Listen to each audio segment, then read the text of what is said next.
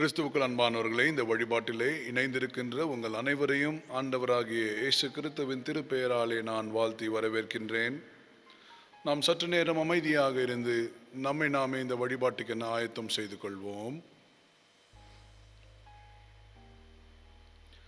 கடவுள் மைந்தர் தூய ஆவியாரின் திருப்பெயராலே ஆமேன். ஜெபம் செய்வோம். அன்பு நிறைந்த எங்கள் நல்ல ஆண்டவரே, அனைத்து வாழ்விற்கும் காரணரே, உம்முடைய வாழ்வினையும் உம்முடைய விடுதலையும் உம்முடைய அன்பினையும் அனுபவிக்கும்படியாக வழிபாட்டில் இணைந்திருக்கக்கூடிய ஒவ்வொருவரையும் நீர் ஆசீர்வதித்தருள வேண்டுமாறு நாங்கள் வேண்டுகின்றோம். வழிபாட்டிலே நாங்கள் இணையவும் உம்மிடமிருந்து பெற்றுக்கொண்ட வாழ்வின் ஈவுகளுக்காக நன்றி செலுத்தவும் தந்திருக்கின்ற நல்லதொரு தருணத்துக்காக நாங்கள் உம்மை போற்றுகின்றோம். ஆண்டவர் தாமே இவ்வழிபாட்டின் வழியாய் எங்களை புதுப்பித்தருள வேண்டுமாறு வேண்டுகின்றோம்.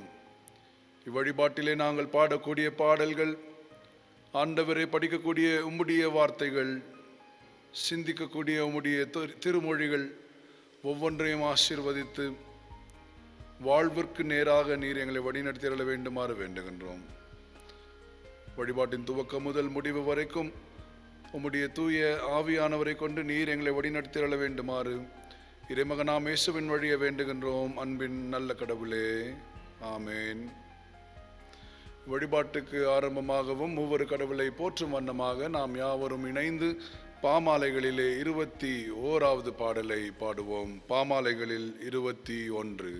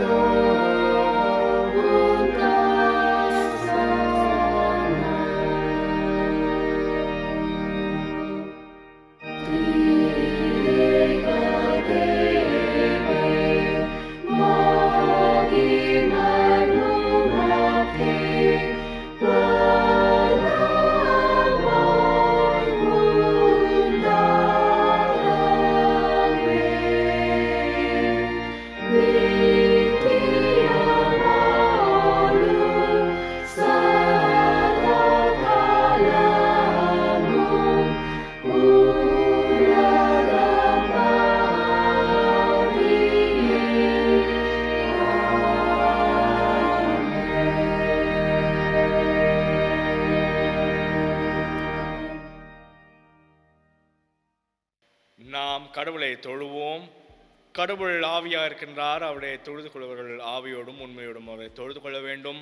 நம்முடைய பிதாவாகிய கடவுளாலும் கர்த்தராகிய இயேசு கிறிஸ்துவினாலும் உங்களுக்கு கிருபையும் சமாதானம் உண்டாவதாக. ஆண்டவர் தோற்றுவித்த வெற்றியின் நாள் இதுவே. இன்று அக்களிப்போம், அகமகிழ்வோம். ஆண்டவரே, எங்கள் உதடுகளை திறந்திரளும், அப்போது எங்கள் வாயுமுடைய புகழை அறிவிக்கும். கடவுளுக்கும் மைந்தனுக்கும் தூய ஆவியாருக்கும் மகிமை உண்டாவதாக. ஆதிலும் எப்பொழுதும் எப்பொழுதுமான சதா காலிலும் மகிமை உண்டாவதாக. ஆமேன். திரியேக கடவுளை போற்றுவோம். சேனைகளின் கடவுளாகிய கர்த்தரே, நீர் பரிசுத்தர், பரிசுத்தர், பரிசுத்தர். வானமும் பூமியும் உமது மகிமையால் நிறைந்திருக்கின்றன. உன்னதத்திலே ஓசன்னா. கர்த்தரின் நாமத்தினாலே வந்தொரு வருகிறோமாய் ஸ்தோத்திரிக்கப்பட்டவர். உன்னதத்திலே ஓசன்னா. கடவுளே, நீர் பரிசுத்தர். கடவுளே, நீர் பரிசுத்தர். சர்வ வல்லவரே, நீர் பரிசுத்தர். சர்வ வல்லவரே, நீர் பரிசுத்தர். சாவாமை உடவரே, நீர் பரிசுத்தர். சாவாமை உடவரே, நீர் பரிசுத்தர். ஆண்டவரே, எங்களுக்காக சிலுவையில் அறையுண்ட எங்கள் மீட்பரே, எங்கள் மேல் கிருபையாயிரும். ஆண்டவரே, எங்களுக்காக சிலுவையில் அறையுண்ட எங்கள் மீட்பரே, எங்கள் மேல் கிருபையாயிரும். பரிசுத்த ஆவியாகிய ஆண்டவரே, எங்கள் மேல் கிருபையாயிரும். பரிசுத்த ஆவியாகிய ஆண்டவரே, எங்கள் மேல் கிருபையாயிரும். ஆண்டவரே, எங்களுக்காக சிலுவையில் அறையுண்ட எங்கள் மீட்பரே, எங்கள் மேல் கிருபையாயிரும். ஆண்டவரே, எங்கள் மேல் மனதுருகி எங்கள் மேல் கிருபையாயிரும். நாம் நம்முடைய பிழைகளை உணர்வோம்.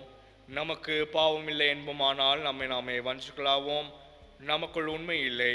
நமது பாவங்களை அறிக்கையிட்டால் பாவங்களை நமக்கு மன்னித்து எவ்வித அனுபவம் நீங்க நம்மை சுத்திகரிப்பதற்கு அவர் நம்பத்தக்கவும் நீதியுள்ளவர். நான் எழுந்து என் தகப்பனத்துக்கு போய், தகப்பனே, பரத்துக்கு விதமாகவும் உம்முடைய பார்வையில் நான் பாவம் செய்தேன். இனி உம்முடைய மகன் என்று சொல்லப்படுறதுக்கு நான் பாத்திரம் அல்ல. உம்முடைய கூலிக்காரன் ஒருவனாக என்னை வைத்துக் கொள்ளும் என்பேன். கடவுள் ராஜ்யம் சமீபத்தில் இருக்கின்றது. மனம் திரும்பி நற்செய்தியில் நம்பிக்கை வையுங்கள். நமது பழுவினருக்காக பரிதவிக்க முடியாத பிரதான ஆசாரியர் நம்பிக்கிறாமல் எல்லா விதத்திலும் நம்மை போல சோதிக்கப்பட்டு பாவமில்லாத பிரதான ஆசாரியரை நம்பிக்கை இருக்கின்றார். நாம் இருந்தவரை மௌனமாக நம்மை நாமே சோதித்தறிவோம். நம்முடைய பிழைக்கு துணையாக புத்தெழுச்சி பாடலில் 363 பாடலை பாடுவோம். பாதை தெரியாத ஆட்டை போல அலைந்தேன் உலகிலே என்கின்ற பாடலை பாடுவோம்.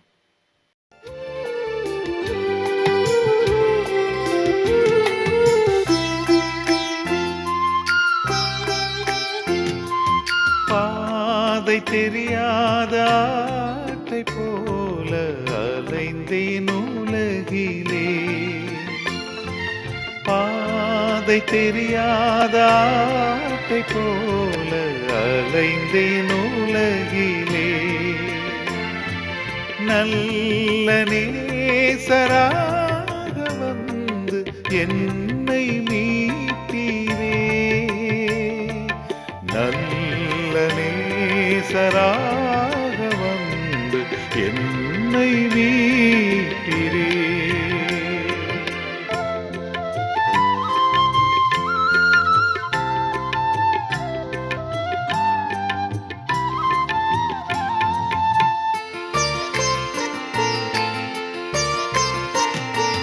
கலங்கினேன் நீரென்னை கண்டீர். பதறினேன் நீரென்னை பார்த்தீர்.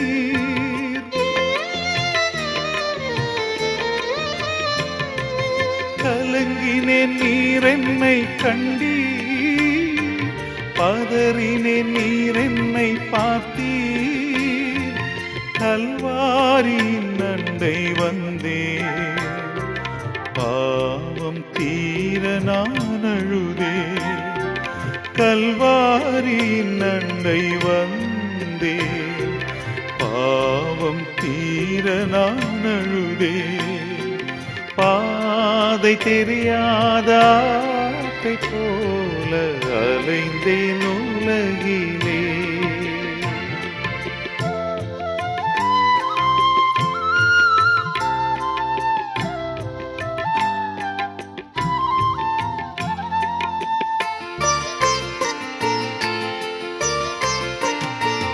என் காயம் பார்த்திடு என்றீர். உன் காயம் மாறிடும் என்றீர்.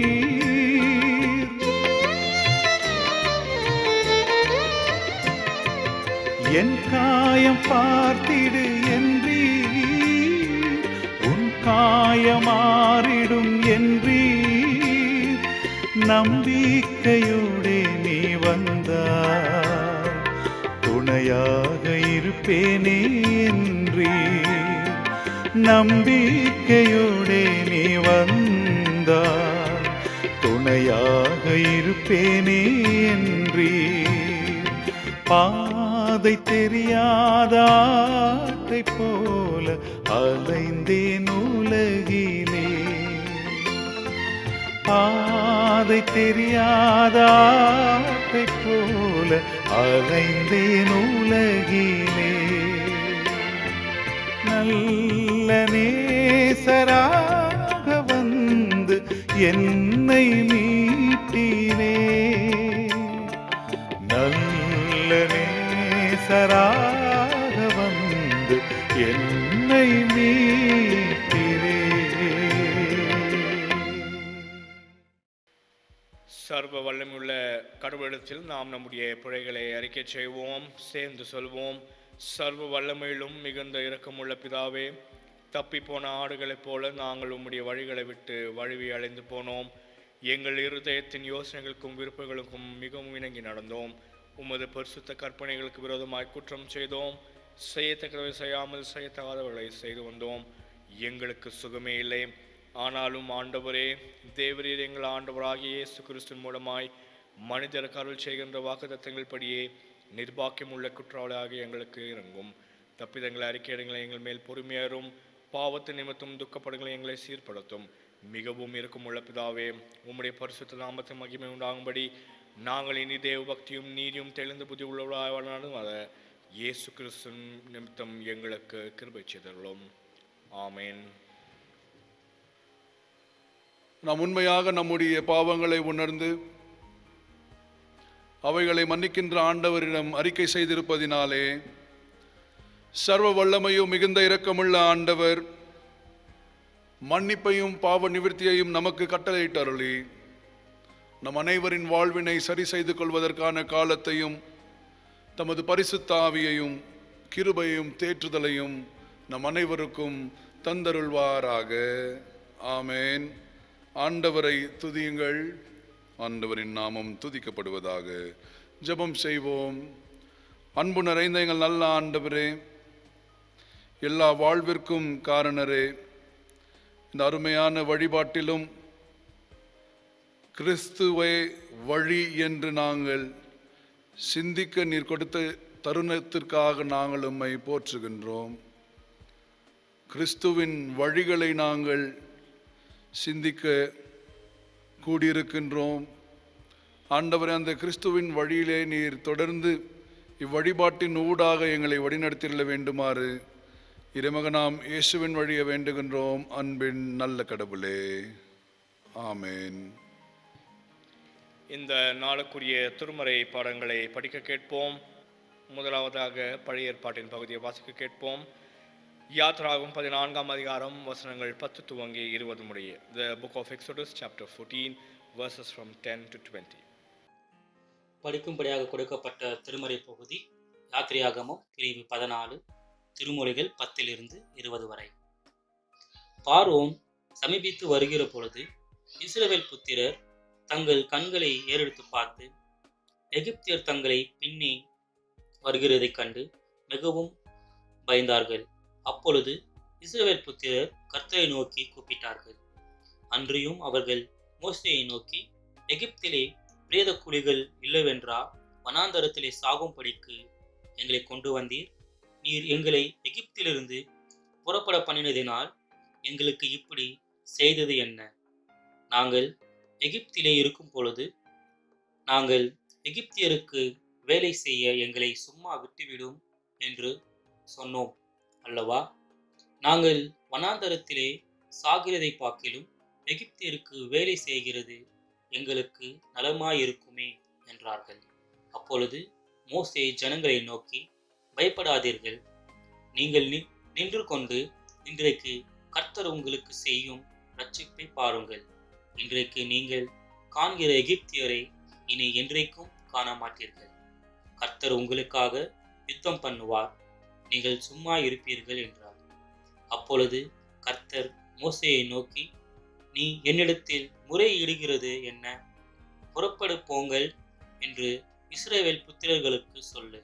நீ உன் கோலை ஓங்கி உன் கையை சமுத்திரத்தின் மேல் நீட்டி சமுத்திரத்தை பிளந்துவிடு. அப்பொழுது இஸ்ரவேல் புத்திரர் சமுத்திரத்தின் நடுவாக வெட்டாந்தரையிலே நடந்து போவார்கள். எகிப்தியர் உங்களை பின்தொடர்ந்து வரும்படி நான் அவர்கள் இருதயத்தை கருணப்படுத்தி பார்வோனாலும் அவன் ரதங்கள் குதிரை வீரர்கள் முதலாகிய அவனுடைய எல்லா இராணுவத்தாலும் மகிமைப்படுவேன். இப்படி நான் பார்வோனாலும் அவன் ரதங்களாலும் அவன் குதிரை வீரராலும் மகிமைப்படும் பொழுது நானே கர்த்தர் என்பதை எகிப்தியர் அறிவார்கள். அப்பொழுது இஸ்ரவேலரின் சேனைக்கு முன்னாக நடந்த தேவதூதனானவர் விலகி அவர்களுக்கு பின்னாக நடந்தார். அவர்களுக்கு முன் இருந்த மேகஸ்தம்பமும் விலகி அவர்கள் பின்னே நின்றது. அது எகிப்தியரின் சேனையும் இஸ்ரவேலரின் சேனையும் ராமுழுதும் ஒன்றோடு ஒன்று சேராதபடி அவைகள் நடுவில் வந்தது. எகிப்தியருக்கு அது மேகமும் அந்தகரமுமாய் இருந்தது. இஸ்ரவேலருக்கோ அது ராவை வெளிச்சமாக்கிற்று. படிக்கும்படியாக கொடுக்கப்பட்ட திருமறை பகுதி வாசித்தாயிற்று. கடவுளே உமக்கு மாட்சிமை உரித்தாகுக. நிருப பகுதியை படிக்க கேட்போம். அப்போஸ்தலர் நடவடிக்கைகள் 14ஆம் அதிகாரம் வசனங்கள் 19 துவங்கி 34 வரை. The Acts of Apostles, chapter 16, verses from 19 to 34. The second Bible reading is taken from the book of Acts, chapter 16, verses beginning from 19 to 34. But when her owners saw that their hope of gain was gone, they seized Paul and Silas and dragged them into the marketplace before the rulers. And when they had brought them to the magistrate, they said, "These men are Jews, and they are disturbing our city. They advocate customs that are not lawful for us as Romans to accept or practice." The crowd joined in attacking them, and the magistrates tore the garment of them and gave orders to beat them with rods. And when they had inflicted many blows upon them, they threw them into prison, ordering the jailer to keep them safely. Having received this order, he put them into the inner prison and fastened their feet in the stocks. About midnight, Paul and Silas were praying and singing hymns to God, and the prisoners were listening to them. And suddenly there was a great earthquake, so that the foundations of the prison were shaken. And immediately all the doors were opened, and everyone's bonds were unfastened. When the jailer woke and saw that the prison doors were open, he drew his sword and was about to kill himself, supposing that the prisoners had escaped. But Paul cried with a loud voice, "Do not harm yourself, for we all are here." And the jailer called for the lights and rushed in trembling with fear. He fell down before Paul and Silas. Then he brought them out and said, "Sirs, what must I do to be saved?" And they said, "Believe in the Lord Jesus, and you will be saved, you and your household." And they spoke the word of the God to him and to all who were in his house. And he took them the same hour of the night and washed their wounds, and he was baptized at once, he and all his family. Then he brought them up into the house and set food before them, and he rejoiced along with his entire household that he had believed in God. Here ends the Bible reading.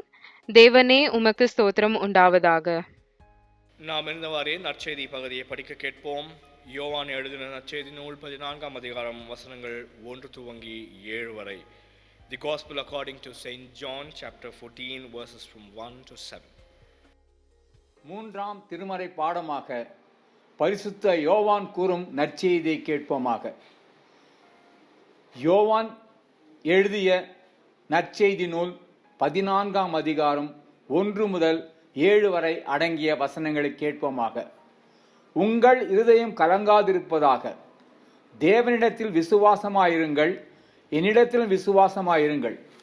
என் பிதாவின் வீட்டில் அநேக வாசஸ்தலங்கள் உண்டு.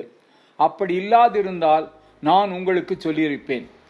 ஒரு ஸ்தலத்தை உங்களுக்காக ஆயத்தம் பண்ண போகிறேன். நான் போய் உங்களுக்காக ஸ்தலத்தை ஆயத்தம் பண்ணின பின்பு நான் இருக்கிற இடத்திலே நீங்களும் இருக்கும்படி நான் மறுபடியும் வந்து உங்களை என்னிடத்தில் சேர்த்து கொள்ளுவேன். நான் போகிற இடத்தை அறிந்திருக்கிறீர்கள், வழியையும் அறிந்திருக்கிறீர்கள் என்றார். தோமா அவரை நோக்கி, ஆண்டவரே, நீர் போகிற இடத்தை அறியோமே, வழியை நாங்கள் எப்படி அறிவோம் என்றான். அதற்கு இயேசு, நானே வழியும் சத்தியமும் ஜீவனுமாயிருக்கிறேன். என்னை அல்லாமல் ஒருவனும் பிதாவினிடத்தில் வாரான். என்னை அறிந்தீர்களானால் என் பிதாவையும் அறிந்திருப்பீர்கள். இது முதல் நீங்கள் அவரை அறிந்தும் அவரை கண்டும் இருக்கிறீர்கள் என்றார். நற்செய்தி பாடம் வாசித்து முடிந்தது. கிறிஸ்துவே உமக்கு மகிமை உண்டாவதாக. அருளுரைக்கு ஆயத்தமாக அனைவரும் சேர்ந்து வழிநடத்தும் வல்ல கடவுளை வழிநடத்தும் என்கின்ற பாடலை நாம் அனைவரும் சேர்ந்து பாடுவோம்.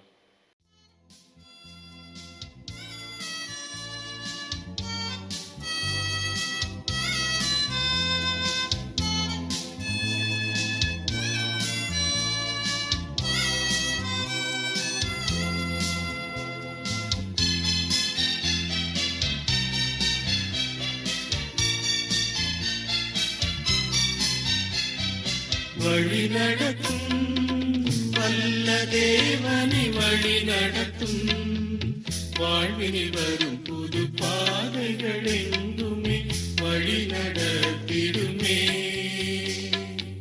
வழி நடத்திடுமே. வாழ்வினில் வரும் புது பாதைகள் எங்குமே வழி நடத்திடுமே, வழி நடத்திடுமே. வழி நடத்தும் வல்ல தேவனை வழி நடத்தும்.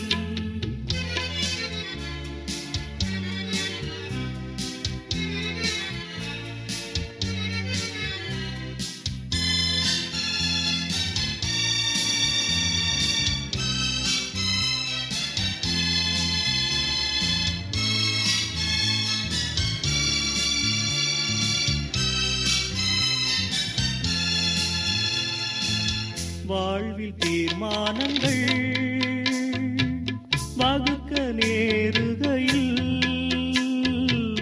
வாழ்வில் தீர்மானங்கள் வகுக்க நேருகையில்,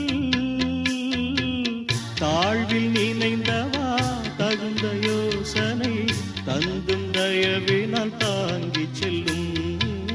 தாழ்வில் நினைந்தவா தகுந்த யோசனை தந்தும் தயவினால் தாங்கி செல்லும். வழி நடத்தும் வல்ல தேவனை வழி நடத்தும், வாழ்வில் வரும் புது பாதைகள் எங்குமே வழி நடத்திடுமே, வழி நடத்திடுமே.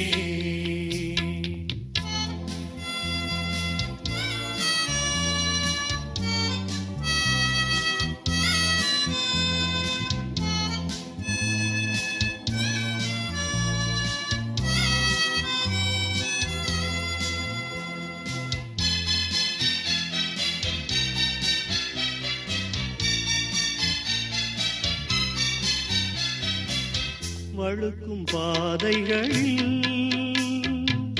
வழுவ பலம் தாரும், வழுக்கும் பாதைகளில் வழுவ பலம் தாரும். ஒழுக்கம் தூய்மையில் உறுதி கொண்டிட உந்தன் திருக்கரம் உணரச் செய்யும். ஒழுக்கம் தூய்மையில் உறுதி கொண்டிட உந்தன் திருக்கரம் உணரச் செய்யும். வழி நடத்தும் வல்ல தேவனை வழி நடத்தும், வாழ்வில் வரும் புது பாதைகள் எங்குமே வழி நடத்திடுமே, வழி நடத்திடுமே. வாழ்வில் வரும் புது பாதைகள் எங்குமே வழி நடத்திடுமே, வழி நடத்திடுமே. வழி நடத்தும் வல்ல தேவனை வழி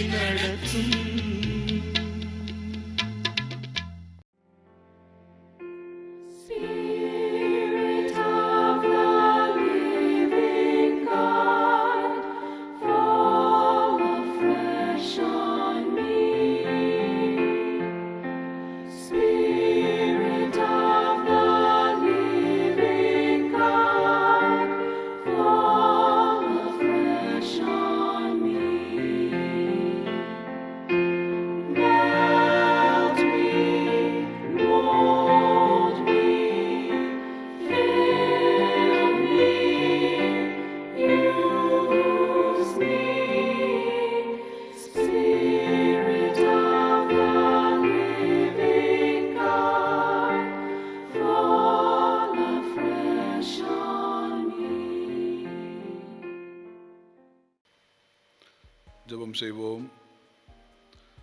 அன்பின் நல்ல ஆண்டவரே, இவ்வேளையிலும் உம்முடைய பிள்ளைகளாய் நாங்கள் இணைந்து உம்முடைய வார்த்தைகளை தியானிக்க இருக்கின்றோம். ஆண்டவர் தாமே அவ்வார்த்தைகளில் அடங்கியிருக்கக்கூடிய உண்மைகளை நாங்கள் கேட்கக்கூடிய காதுகளை தந்தருளும். அவ்வார்த்தைகளை சிந்திக்கக்கூடிய சிந்தனை திறனை தாரும். சிந்திக்கக்கூடிய வார்த்தைகளை செயல்முறைப்படுத்தக்கூடிய ஆற்றலை தந்தருள வேண்டுமாறு உம்முடைய ஆற்றலாய் வந்த ஆண்டவர் இயேசுவின் வழியை வேண்டுகின்றோம். அன்பின் நல்ல கடவுளே, ஆமேன். கிறிஸ்துவுக்குள் அன்பானவர்களே, உங்கள் அனைவரையும் மீண்டுமாக நான் ஆண்டவராகிய இயேசு கிறிஸ்துவின் திருப்பெயராலே வாழ்த்துகின்றேன். நாம் அனைவரும் இணையதளத்தின் வழியாக ஒவ்வொரு ஞாயிற்றுக்கிழமையும் ஆண்டவரை வழிபட்டு கொண்டு வருகின்றோம். ஆண்டவரின் வார்த்தைகளை நாம் தியானித்து கொண்டிருக்கின்றோம்.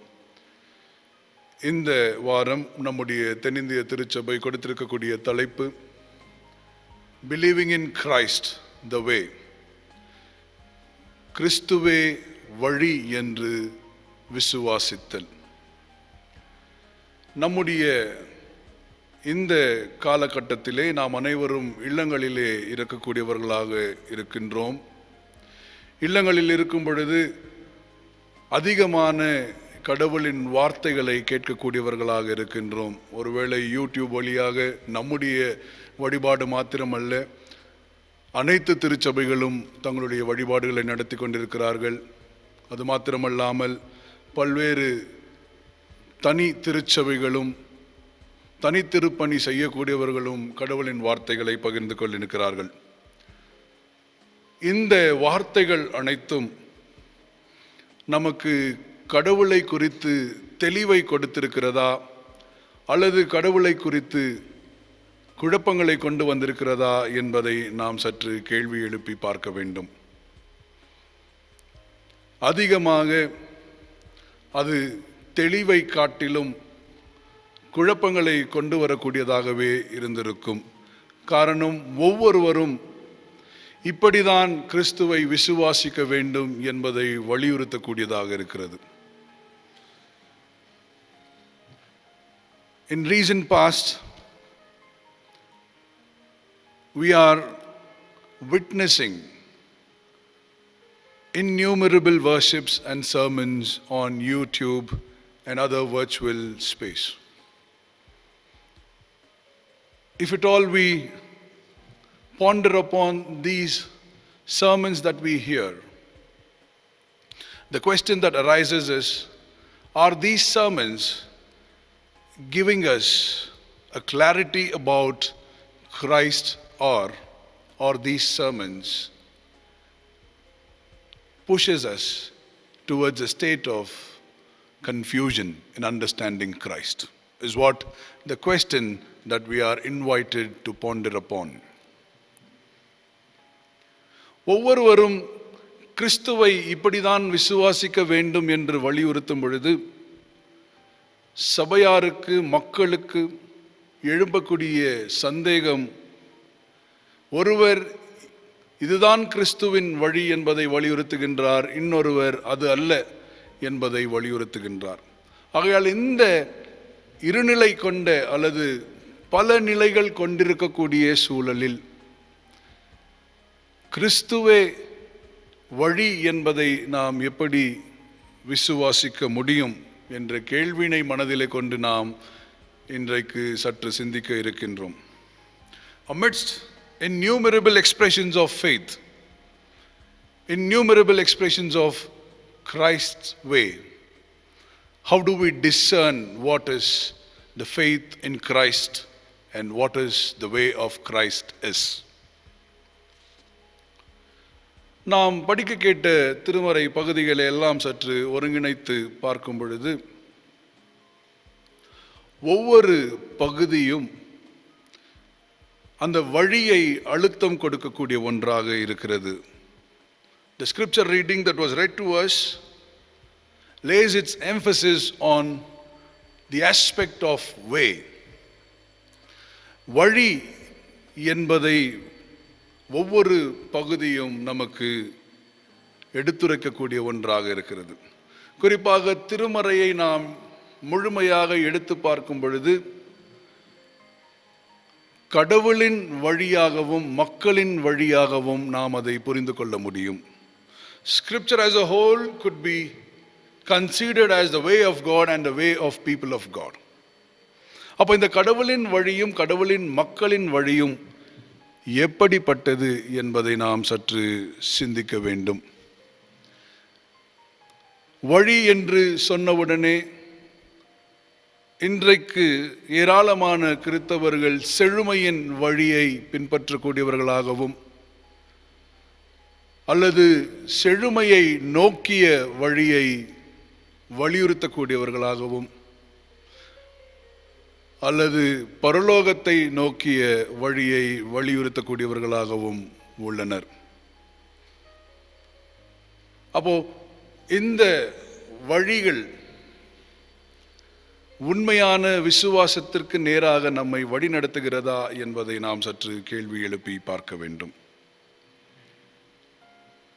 இஸ்ரேல் மக்களின் வாழ்வின் வரலாற்றினை நாம் எடுக்கும் பொழுது அவர்களின் வாழ்வின் வழியானது துன்பம், துயரம், பாடுகள் நிறைந்த ஒன்றாக இருக்கிறது. அப்போ அந்த வாழும் சூழலிலே, அடிமை சூழலிலே அவர்கள் ஒரு வழியை நோக்கி பயணிக்கிறார்கள். அப்போ அந்த வழிதான் கிறிஸ்துவின் வாழ்வுக்குரிய வழியாகவும் விடுதலைக்குரிய வழியாகவும் இருக்கின்றன. அப்போ அந்த கிறிஸ்துவின் வழியை நாம் அறிந்து கொள்ள முயற்சிப்போம். முதலாவது, கிறிஸ்துவே வழி என்று நாம் விசுவாசிக்கும் பொழுது அந்த வழி நம்மை எகிப்திலிருந்து வெளியேற்றக்கூடிய ஒரு வழியாக இருக்கின்றது. Firstly, if at all we believe that Christ is the way, this way leads us out of Egypt. எகிப்திலிருந்து வெளியேறக்கூடிய வழி.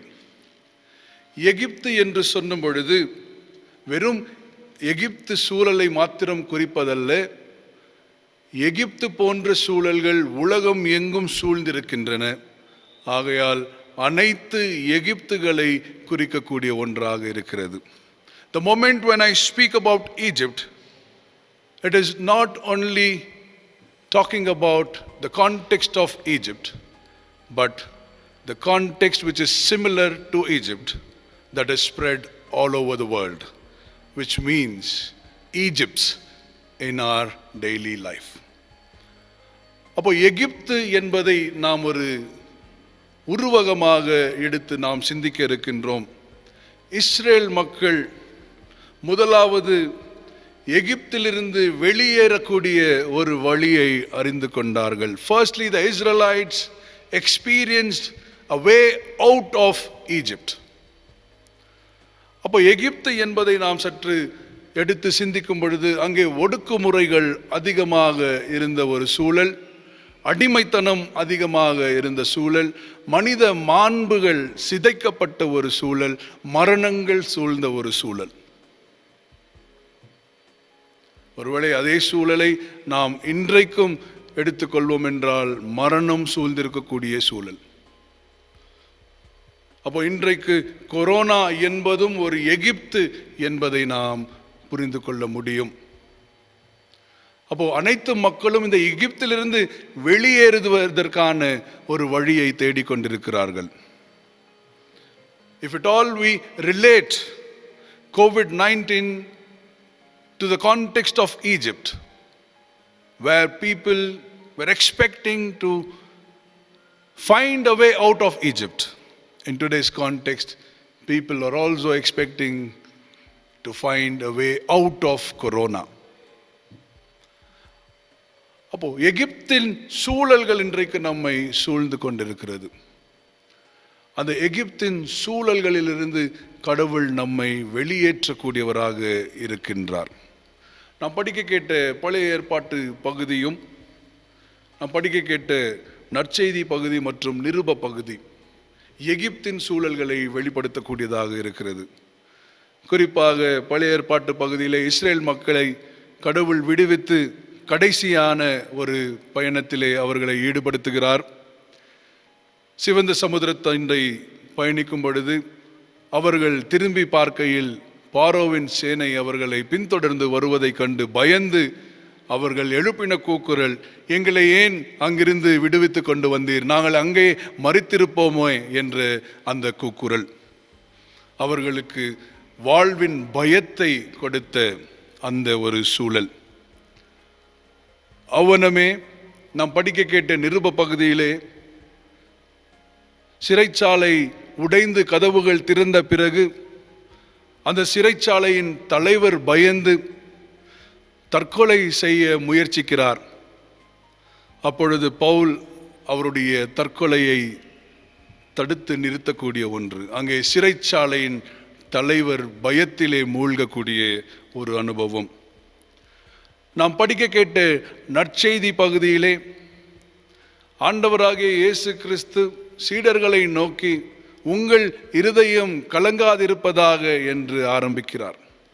பயப்படாதீர்கள் என்று சொல்லி இயேசு கிறிஸ்து தன்னுடைய வார்த்தையினை அங்கே ஆரம்பிக்கக்கூடியது. ஆகையால் இந்த மூன்று சூழலும் எகிப்தின் சூழல்களை வெளிப்படுத்தக்கூடியதாகவும் அல்லது எகிப்திலே மக்கள் அனுபவித்து கொண்டிருக்கக்கூடிய பயத்தின் சூழலை வெளிப்படுத்தக்கூடியதாக இருக்கின்றது.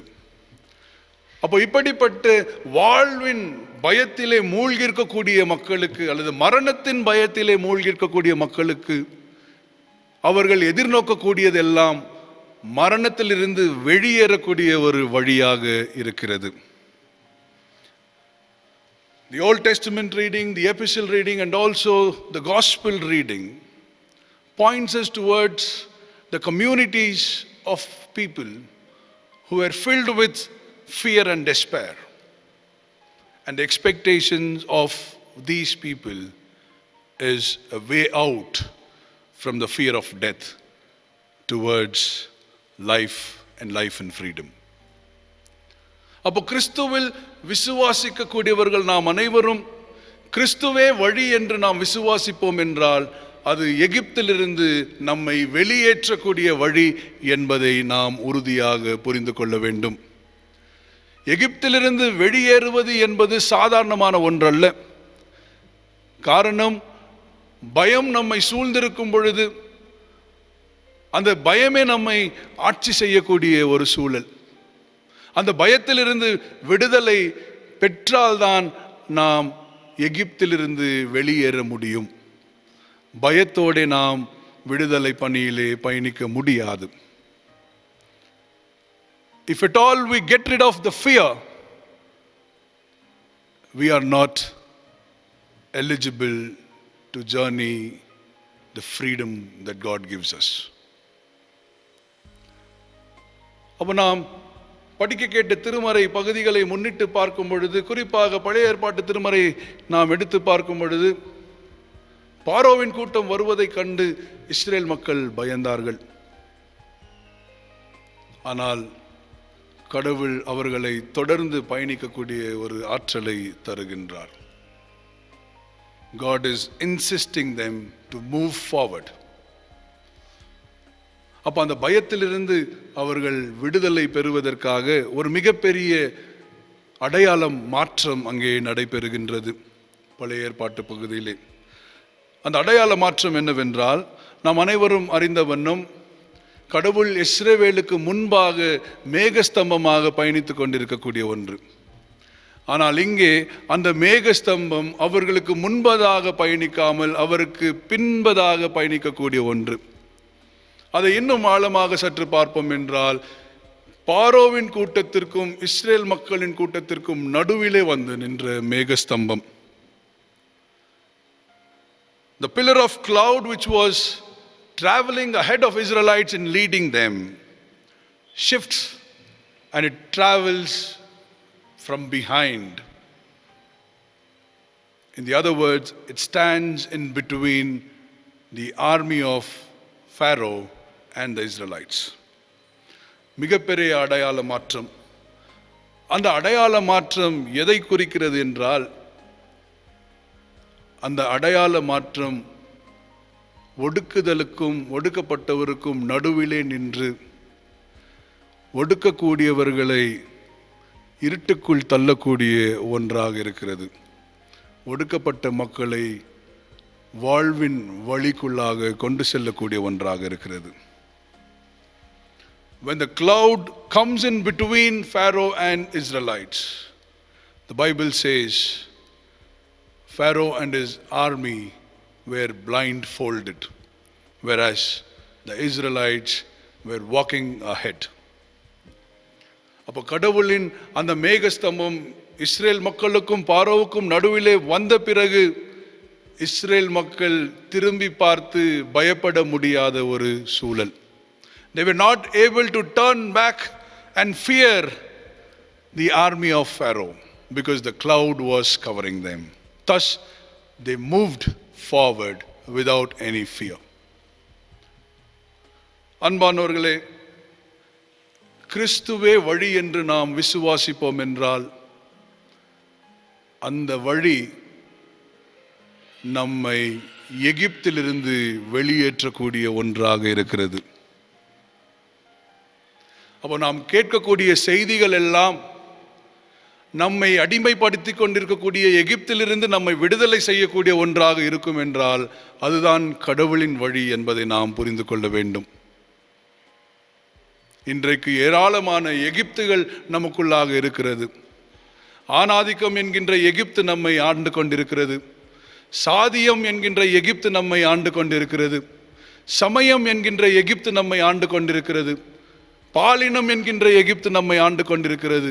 அதிகாரம் என்கின்ற எதிர்ப்பு நம்மை ஆண்டு கொண்டிருக்கிறது. நான் என்கின்ற எதிர்ப்பு நம்மை ஆண்டு கொண்டிருக்கின்றது. இப்படிப்பட்ட எகிப்திலிருந்து நாம் வெளியேற வேண்டும்.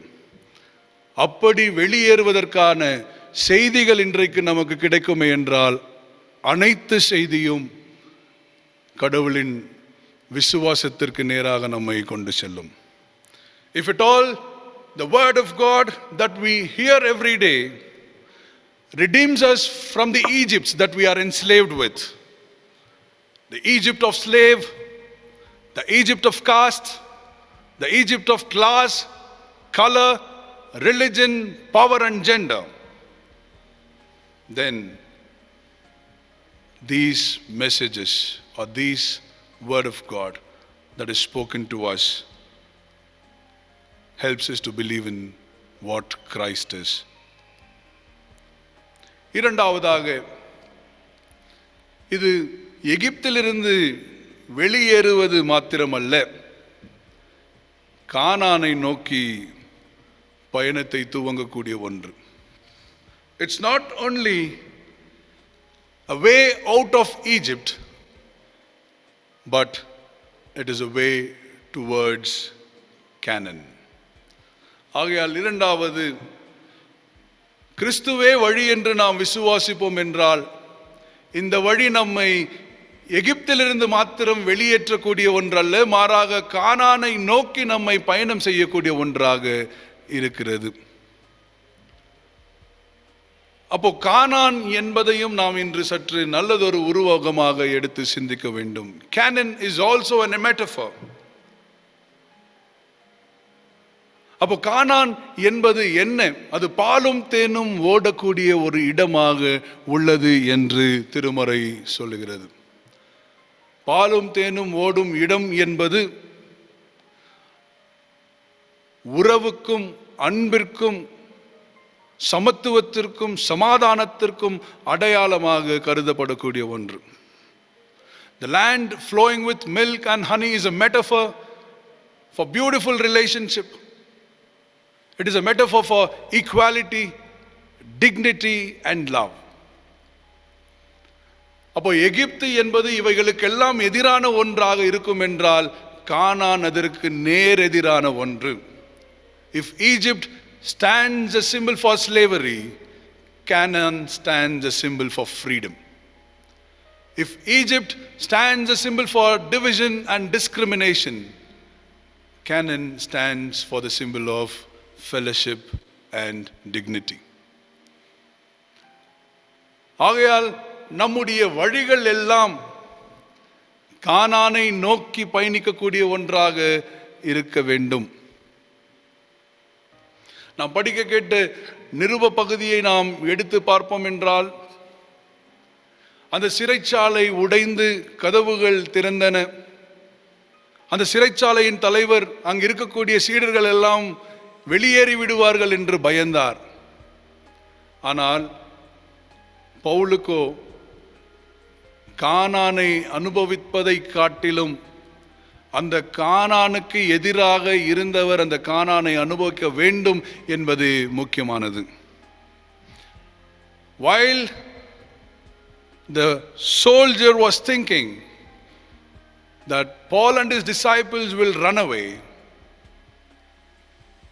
Paul shows a different way to the soldier. It is not that I have to experience Canaan, but it should be the person who is against Canaan, who is in need of experiencing Canaan, is what Paul emphasizes. கானானை அனுபவிப்பது என்பது கானானுக்கு எதிராக இருக்கக்கூடியவர்கள் அந்த கானானின் உண்மையை புரிந்து கொள்ள செய்வதாகும். அப்போ அனைத்து மனுக்குலமே கானானுக்கு எதிராக ஒன்றாக இருக்கின்றது. ஆகையால் அந்த அனைத்து மனுக்குலமே கானானை புரிந்து கொள்ள ஒரு தருணம். ஆண்டவராகிய இயேசு கிறிஸ்து தன்னுடைய சீடர்களுக்கு சொல்லும் பொழுது, நான் பிதாவின் வீட்டுக்கு போவேன், மறுபடியும் வருவேன், உங்களோடு நான் இணைந்து கொள்வேன் என்பதை அழுத்தம் கொடுக்கின்றார். மரணத்திற்கும் வாழ்விற்கும் நடுவிலே இந்த ஆண்டவர் உலாவிக் கொண்டிருப்பதை நாம் அங்கே அனுபவிக்க முடியும். அந்த திருமறை பகுதியை அனைவரும் எடுத்து பரலோகம் என்பதற்கு அதை பேசிவிடுகிறார்கள். ஆனால் ஆண்டவரின் இல்லம் என்பது யோவானை பொறுத்த வரைக்கும் அது ஆலயம் என்பதை நாம் புரிந்து கொள்ள வேண்டும். யோவான் நற்செய்தி நூல் 2ஆம் அதிகாரத்திலே அவர் தன்னுடைய பணியை ஆரம்பிக்கும் பொழுது சொல்லக்கூடிய வார்த்தை, என்னுடைய தந்தையின் வீடை நீங்கள் கல்லர் குகையாக மாற்றிவிட்டீர்கள் என்பதாகும். You have transformed my father's house into the den of robbers is what John's gospel's emphasis is. So when John speaks about father's house in 14th chapter, he means the temple of God. And temple of God is a place to rest and to rejuvenate in order to begin a new journey.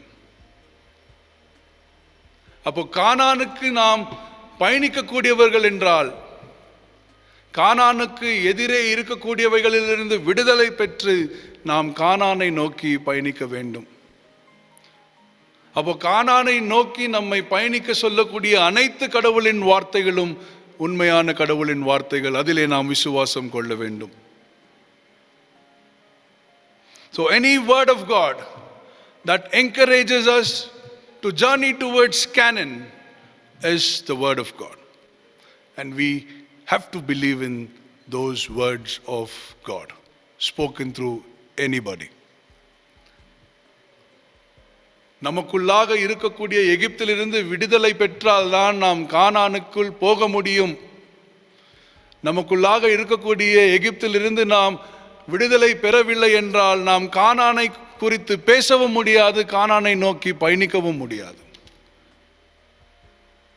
If not for delivering ourselves from the Egypts that we are enslaved with, we are not worthy enough to speak either about Canaan or journey towards Canaan. அப்போ கிறிஸ்துவில் விசுவாசித்தல் என்பது எகிப்திலிருந்து வெளியேறுவது மாத்திரமல்ல, கானானை நோக்கி பயணிக்கக்கூடிய ஒன்று. அப்போ கானானை நோக்கி பயணிக்க வேண்டும் என்றால் நாம் கானானுக்கு நேராக பயணித்து கொண்டிருக்கக்கூடிய நம்பிக்கை நமக்குள்ளாக இருக்க வேண்டும். எகிப்திலிருந்து வெளியேறினால் கானானுக்கு நாம் பயணிக்க முடியும். எகிப்திலிருந்து வெளியேறவில்லை என்றால் கானானை நோக்கி நாம் பயணிக்க முடியாது. மூன்றாவதாக, கானானை நோக்கி பயணம் செய்யும் பொழுது பயணத்தின் நடுவே வரக்கூடியதும் ஒரு அனுபவமாக இருக்கிறது. அப்போ கானானை நோக்கி பயணம் செய்ய வேண்டும் என்றால் சிவந்த சமுத்திரத்தின் ஊடாகவும் வனாந்திரத்தின் ஊடாகவும் பயணம் செய்ய வேண்டும். Thirdly, if at all we have to believe in Christ as the way, this way is through the sea and through the wilderness.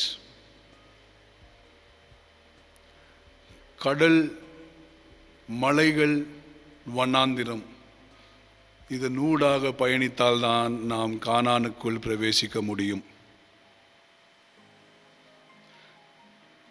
இதனூடாக நாம் பயணிக்கவில்லை என்றால் கானானுக்குள் நாம் பிரவேசிக்க முடியாது.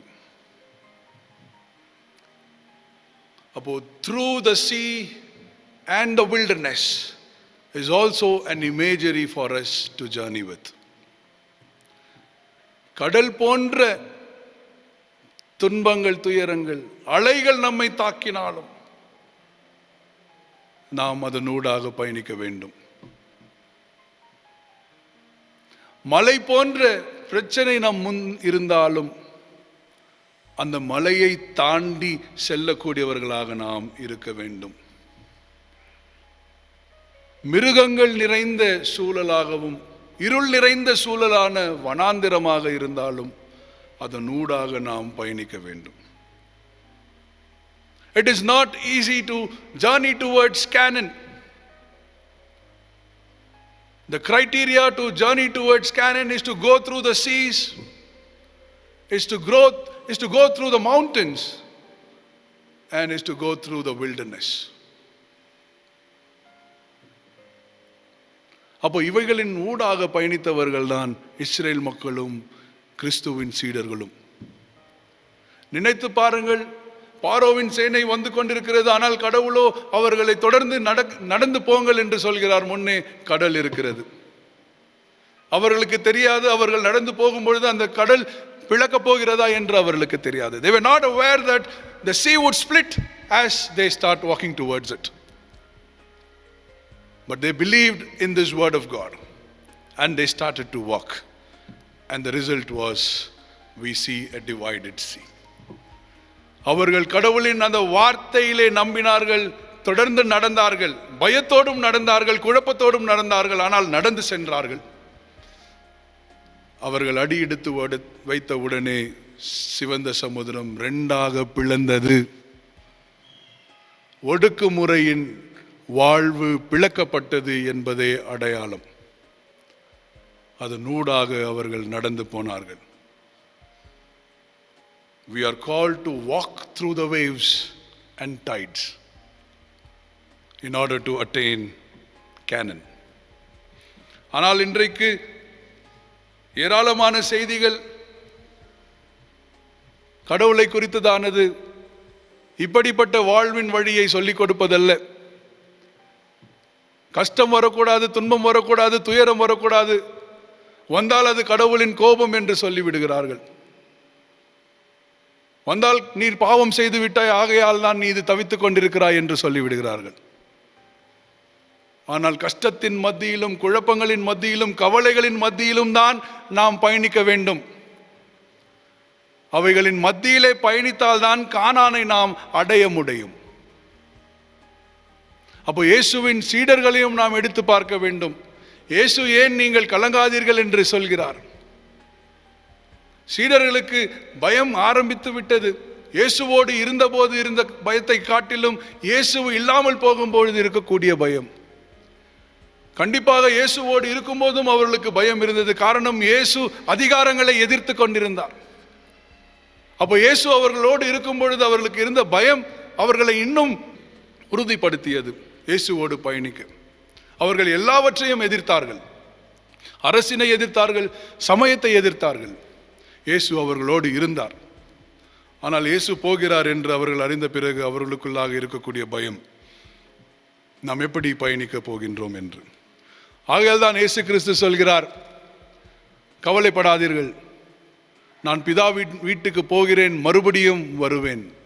Temple is a place which resurrects everyone in order to realign with God's mission.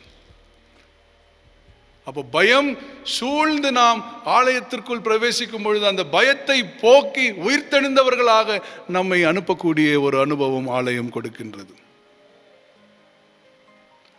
ஆகையால் நாம் அனைவரும் புரிந்து கொள்ள வேண்டியது, கண்டிப்பாக நாம் கடலின் ஊடாக பயணம் செய்ய வேண்டும், மலைகளின் ஊடாக பயணம் செய்ய வேண்டும், வனாந்தரத்தின் ஊடாக பயணம் செய்ய வேண்டும்.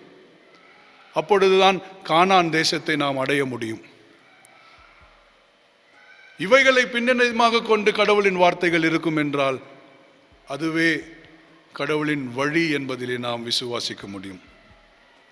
If at all the word of God that is preached to us encourages us to journey through this in order to attain Canaan, then we believe in Christ and we affirm that Christ is the way. ஆகையால் அன்பானவர்களே, நாம் இல்லங்களிலிருந்து கடந்த 50 நாட்களாக வழிபாட்டிலே பங்கு போற்றிக் கொண்டிருக்கிறோம். ஒருவேளை அதிகமாக கடவுளோடு நம்முடைய நேரத்தை செலவு செய்து கொண்டிருக்கலாம். அதிகமான பிரசங்கியார்களின் பிரசங்கத்தை நாம் கேட்டுக்கொண்டிருப்போம். ஆனால் அனைத்து பிரசங்கங்களும் நம்மை கிறிஸ்துவே வழி என்ற விசுவாசத்திற்குள் கொண்டு செல்கிறதா என்பதை சற்று யோசித்து பார்க்க வேண்டும். அனைத்து பிரசங்கங்களும் கிறிஸ்துவின் வழியை சரியாக நமக்கு கற்றுக் கொடுக்கிறதா என்பதை நாம் சற்று சிந்தித்து பார்க்க வேண்டும். எகிப்திலிருந்து வெளியேறுங்கள் என்ற நற்செய்தி நமக்கு போதிக்கப்படுகிறதா? சுயநலம் என்பதிலிருந்து வெளியேறுங்கள், நான் என்கின்ற எண்ணத்திலிருந்து வெளியேறுங்கள், பணம் என்கின்ற எண்ணத்திலிருந்து வெளியேறுங்கள், இனம் என்கின்ற எண்ணத்திலிருந்து வெளியேறுங்கள், கிறிஸ்து என்பதிலே இணையுங்கள் என்கின்ற செய்தியை கற்றுக் கொடுக்கிறதா? கானானை நோக்கி பயணம் செய்யுங்கள் என்பதை கற்றுக் கொடுக்கிறதா? கானானின் அனுபவத்தை அனுபவிங்கள் என்பதை அந்த பயணம் கற்றுக் கொடுக்கிறதா? எகிப்தை எதிர்த்தால்தான் கானானை நாம் அடைய முடியும் என்பதை கற்றுக் கொடுக்கிறதா என்று சற்று சிந்தித்து பாருங்கள். கானானை அடைய வேண்டும் என்றால் மலைகளை தாண்டி பயணிக்க வேண்டும், கடல் அலைகளை தாண்டி பயணிக்க வேண்டும், வனாந்தரத்தின் ஊடாக பயணிக்க வேண்டும் என்பதை கற்றுக் கொடுக்கிறதா? அல்லது எளிதான ஒரு விசுவாசத்தை, கிறிஸ்துவை நம்பினால் மாத்திரம் போதும் எல்லாம் கிடைத்துவிடும் என்ப எளிதான ஒரு விசுவாசத்தை கற்றுக் கொடுக்கிறதா என்று நாம் சற்று சிந்தித்து பார்க்க வேண்டும். பவுல் அந்த சிறை தலைவரை பார்த்து, நீ கிறிஸ்துவை விசுவாசிக்கிறாயா என்று கேட்ட சூழல் எப்படிப்பட்ட சூழல்? சிறையிருப்பிலே இருந்த சீடர்களின் அனுபவத்தை எதிர்க்கக்கூடிய ஒன்றும், ரோம ஆட்சியினரை எதிர்க்கக்கூடிய ஒன்றும். பவுல் மற்றும் அவர்களின் சீடர்களை விடுதலை செய்ய வேண்டும் என்றால் ரோம ஆட்சியினரை எதிர்க்க வேண்டும். ஆகையால் அந்த சிறைச்சாலையின் தலைவர் ரோம ஆட்சியினரை எதிர்ப்பதற்காக தன்னை ஆயத்தம் செய்து கொள்கிறார். அந்த சூழலிலே தான் பவுல் அவரை பார்த்து, நீ கிறிஸ்துவை விசுவாசிக்கிறாயா என்று கேட்கின்றார். The moment the soldier decides to stand against the Roman Empire, we witness Paul asking him, do you believe in Christ? அதே சூழலிலே தான் கடவுளே நம்மை பார்த்து கேட்கிறார், என்னை விசுவாசிக்கிறாயா? நாம் உண்மையிலேயே அவரை விசுவாசிப்போம் என்றால் கண்டிப்பாக நாம் நல்வழியிலே பயணம் செய்வோம். அப்படிப்பட்ட பயணத்திலே ஆண்டவர் நம்மோடு இணைந்து நம்மை ஆசீர்வதித்து காப்பாராக. ஆமென். அருளுரையை கேட்ட நாம் நம்முடைய பற்றுறுதியை அப்போஸ்தலர் பற்றுரை வழியாக அறிக்கையிடுவோம். வானத்தையும் பூமியும் படைத்த சர்வ வல்லமை உள்ள பிதாவாகிய தேவனை விசுவாசிக்கின்றேன். அவருடைய ஒரே குமாரனாகிய நம்முடைய நாதர் இயேசு கிறிஸ்துவை விசுவாசிக்கின்றேன். அவர் பரிசுத்த ஆவினாலே கன்னிமரிடத்தில் உற்பவித்து பிறந்தார். பொந்திய பிலாத்தின் காலத்தில் பாடுபட்டு சிலுவையில் அறையுண்டு மரித்து அடக்கம் பண்ணப்பட்டு பாதாளத்தில் இறங்கினார். 3ஆம் நாள் மரித்தோர் இடத்தில் எழுதினார். பரமண்டலத்துக்கு ஏறி சர்வ வல்லமையுள்ள பிதாவாகிய தேவன் வலது பாசு வீட்டிருக்கின்றார். அவ்விடத்தில் உயிரோளையும் மரித்தோரையும் நியாயம் தீர்க்க வருவார். பரிசுத்த ஆவியை விசுவாசிக்கின்றேன். பொதுவாக இருக்க பசபையும் பரிசுத்தவர்கள் ஐக்கியமும் பாவ மன்னிப்பும் சரீர ஊழியத்திலும் நித்திய ஜீவன் உண்டு என்று விசுவாசிக்கின்றேன். ஆமேன்.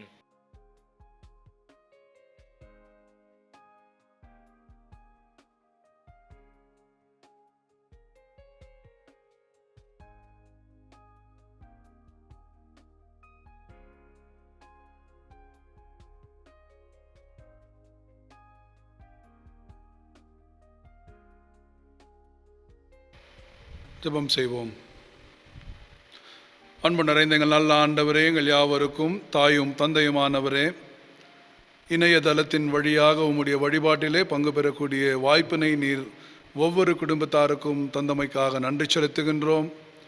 இதிலே பங்கு பெற முடியாத குடும்பத்தாருக்காகவும் நாங்கள் வேண்டுகின்றோம். ஆண்டவர் உம்முடைய அருளினை அவர்களுக்கு நிறைவாக தந்தள்ள வேண்டுமாறு நாங்கள் ஜெபிக்கின்றோம்.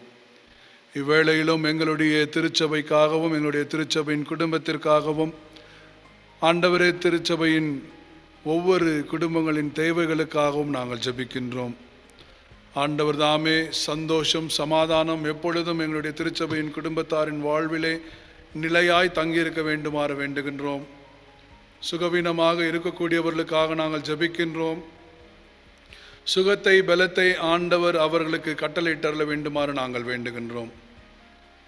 அவனுமே திருச்சபையின் குடும்பத்தாரின் எண்ணங்கள் ஜெபங்கள் ஒவ்வொன்றையும் ஆண்டவர் ஆசீர்வதித்தருள வேண்டுமாறு வேண்டுகின்றோம். அன்பின் ஆண்டவரே, எங்களுடைய திருச்சபையின் குடும்பங்களிலே பிறந்த நாளையும் திருமண நாளையும் கொண்டாடக்கூடியவர்களுக்காக நாங்கள் வேண்டுகின்றோம். புதியதொரு வாழ்வினை ஆண்டவர் தந்திருப்பதற்காக நன்றி செலுத்துகின்றோம். அந்த புதிய வாழ்வின் ஆண்டிலே ஒருவரை ஒருவர் நேசித்து வாழக்கூடியவர்களாகவும் ஒருவரை ஒருவர் மதிக்கக்கூடியவர்களாகவும் ஒருவருக்கொருவர் அன்பு செய்யக்கூடியவர்களாக ஒருவருக்கொருவர் உதவி செய்யக்கூடியவர்களாக அவர்கள் வளரக்கூடிய அனைத்து ஞானத்தையும் விசுவாசத்தையும் நீர் தந்தரல வேண்டுமாறு நாங்கள் ஜெபிக்கின்றோம். கடந்த ஆண்டில் அவர்களுக்கு நீர் துணை நின்ற வண்ணமே இந்த ஆண்டிலும் துணையாயிருந்து அவர்களின் எண்ணங்கள் ஜெபங்கள் ஒவ்வொன்றையும் நிறைவேற்றி அள்ள வேண்டுமாறு வேண்டுகின்றோம். எங்களுடைய திருமண்டலத்திற்காகவும் உலகம் முழுவதும் இருக்கக்கூடிய திருச்சபைக்காகவும் நாங்கள் ஜெபிக்கின்றோம். எல்லா திருச்சபைகளின் கண்களையும் காதுகளையும் திறந்து ஆண்டவரே, மக்களின் தேவைகளை நீர் சந்தித்து வருவதற்காக நாங்கள் உமக்கு நன்றி படைக்கின்றோம். திருச்சபை இப்படிப்பட்ட காலங்களுக்கு மாத்திரம் திருச்சபை அல்ல, எக்காலத்திற்கும் திருச்சபை என்பதை நாங்கள் அனைவரும் உணர்ந்து எக்காலமும் இப்படிப்பட்ட திருப்பணிகளை செய்யக்கூடிய ஆற்றலினை ஆசீர்வாதத்தை நீர் எங்களுக்கு தந்தரல வேண்டுமாறு நாங்கள் வேண்டுகின்றோம். அவனமே அன்பின் ஆண்டவரே, எங்களுடைய சமுதாயத்திற்காக நாங்கள் இவ்வேளையில் ஜெபிக்கின்றோம். குறிப்பாக விசாகப்பட்டினத்திலே விஷவாயுவின் வழியாய் ஏற்பட்டிருக்கக்கூடிய பாதிப்பை எண்ணி நாங்கள் வருந்துகின்றோம். ஏராளமான மக்கள் பலவீனம் அடைந்திருக்கிறார்கள். ஆண்டவரே, அதிகமான மக்கள் வாழ்வை இழந்திருக்கிறார்கள்.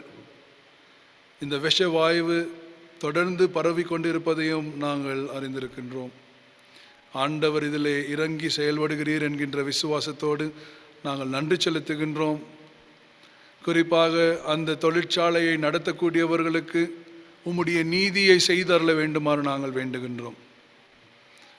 ஆண்டவரே, அது வாழ்வின்மையின் சூழலை உருவாக்கும் என்று அறிந்தும் அவைகளை செய்து கொண்டிருக்கக்கூடிய சூழல்கள் உலகம் முழுவதும் இருக்கின்றன.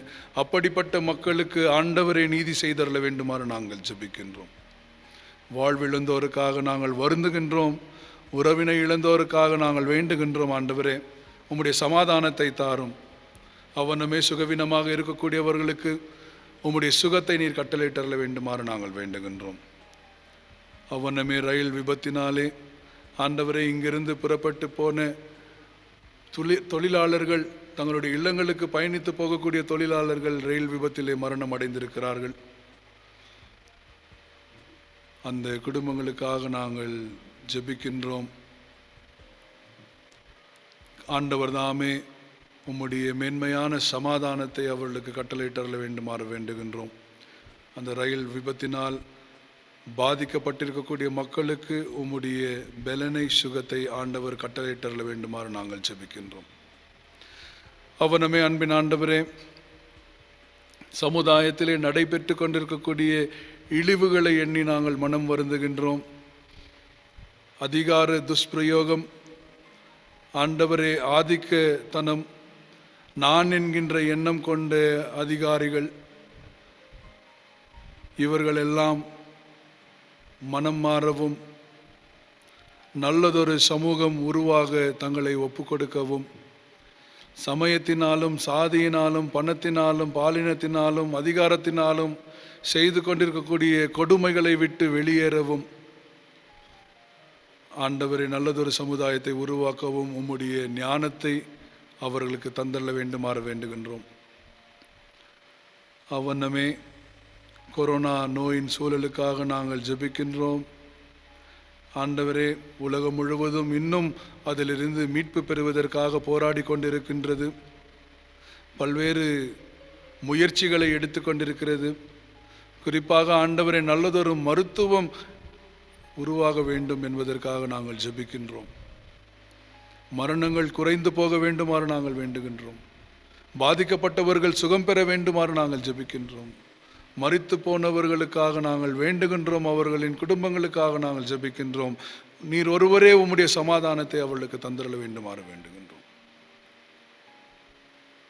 இவனமாய் எங்களையும் எங்களுடைய தேவைகளையும் ஜெபங்களையும் உம்முடைய திருக்கரங்களுக்குள்ளாக நாங்கள் அர்ப்பணித்து நீர் எங்களை வழிநடத்துவீர் என்கின்ற விசுவாசத்தோடு எங்களுடைய பயணத்தை தொடர்கின்றோம். ஆண்டவர் தாமே எங்களை ஆசீர்வதித்து வழி நடத்திட வேண்டுமாறு இறைமகனாம் இயேசுவின் வழியே வேண்டுகின்றோம். அன்பின் நல்ல கடவுளே, ஆமேன். என் ஆத்துமாவே கர்த்தரை ஸ்தோத்ரே, என் முழு உள்ளமையோட பரிசுத்த நாமத்தை ஸ்தோத்ரே. என் ஆத்துமாவே கர்த்தரை ஸ்தோத்ரே, கர்த்தர் செய்த சகல நன்மைகளையும் மறவாதே. ஆமேன். நமது ஆண்டவராகிய இயேசு கிறிஸ்துவின் அருளும் தாயும் தந்தையும் ஆகிய கடவுளின் அன்பும் நம்முடன் வாழ்கின்றவராகிய தூய ஆவியாரின் கூட்டுறவும் நம் அனைவரோடும் நம் அனைவரின் குடும்பத்தோடும் நாம் வாழ்ந்து கொண்டிருக்கக்கூடிய சமூக சூழலோடும் இருந்து நம்மை ஆசீர்வதித்து வழிநடத்தி காப்பதாக. ஆமேன்.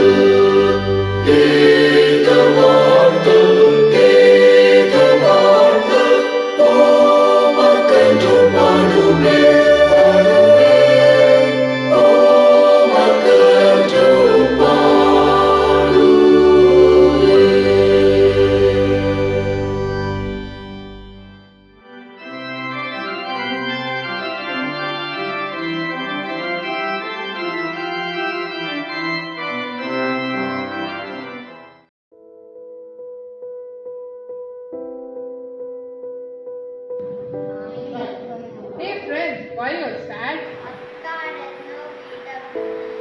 We will miss our friends and also the stories of our. Okay, do you know something? What?